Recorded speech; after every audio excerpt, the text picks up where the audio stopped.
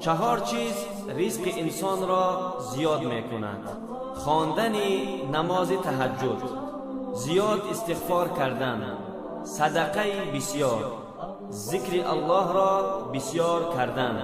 4 چیز در بدن انسان قوت پیدا می کند: خوردن گوشت، بوی کردن خوشبو، بسیار غسل کردن، پوشیدن لباس پختگین.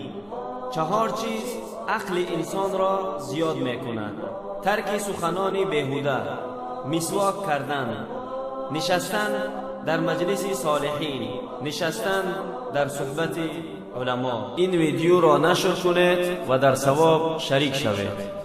والسلام علیکم و رحمت الله و برکاته. إلهي اجعل كتابك لي شفيعا وبلغني به الشأن الرفيع.